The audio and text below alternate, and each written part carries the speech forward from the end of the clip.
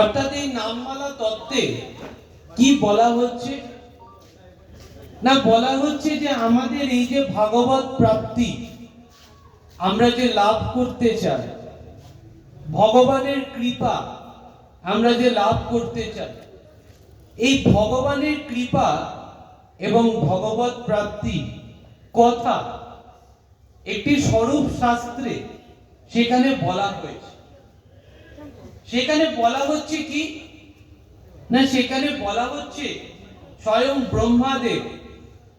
ব্রহ্মাদেব তিনি বলছেন যে আমাদের এই ভগবত প্রাপ্তি যদি আমরা লাভ করতে চাই, তাহলে আমাদেরকে এই নামমালার এই যে চার তত্ত্ব অর্থাৎ ভক্ত, ভগবান, ভক্তি এবং শ্রী গুরুদেব, এই নামমালার এই চার তত্ত্বের চরণে আমাদের দণ্ডবত প্রণাম করতে হবে।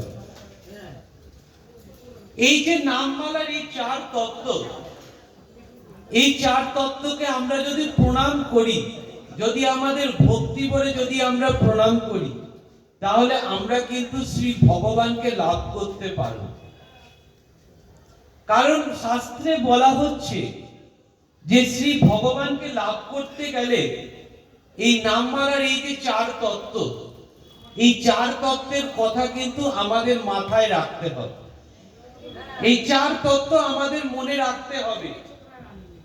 ব্রহ্মাদেব তিনি বলছেন যে এই যে নামমালার এই যে চার তত্ত্ব অর্থাৎ ভক্ত, ভগবান, ভক্তি এবং শ্রী গুরুদেব, এই যে নামমালার এই চার তত্ত্ব, এই চার তত্ত্ব আসলে এক একটি শরীরের মধ্যে কিন্তু বিকাশ পাচ্ছে।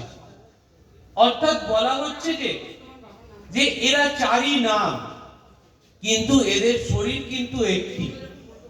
অর্থাৎ একটা শরীরের মধ্যে এই চার তত্ত্বের কিন্তু প্রকাশ পাওয়া যাচ্ছে।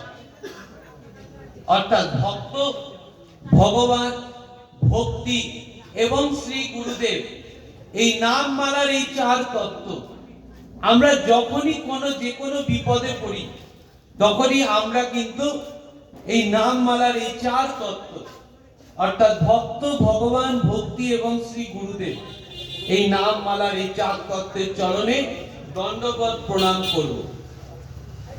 আমাদের দণ্ডবত প্রণাম করতে বলছে কোথায় না, নামমালার এই চার তত্ত্বে। এবং বলা হচ্ছে যে এই যে আপনারা এসছেন আজকে ভাগবত কথা আস্বাদন করতে, আপনাদের মনের মধ্যে প্রশ্ন আসতেই পারে যে আমরা এই গ্রন্থ শ্রবণ করলে আমাদের কি ফল লাভ হবে। তাই ব্রহ্মাদেব তিনি বলছেন যে ভাগবত কথা বা গ্রন্থ শ্রবণ করলে ভগবান সেই ভক্তকে দুহাত ভরে আশীর্বাদ প্রদান করে, ভগবান সেই ভক্তকে কৃপা করে। এবং তার সঙ্গে সঙ্গে বলা হচ্ছে যে আমাদের এই যে ভাগবত, এই ভাগবতে বলা হয়েছে ভগবানের বাণী, ভগবানের উপদেশ সেইখানে কিন্তু লেখা রয়েছে। তাই আমাদের প্রত্যেক দিন এই ভাগবত কথা আস্বাদন করতে হবে।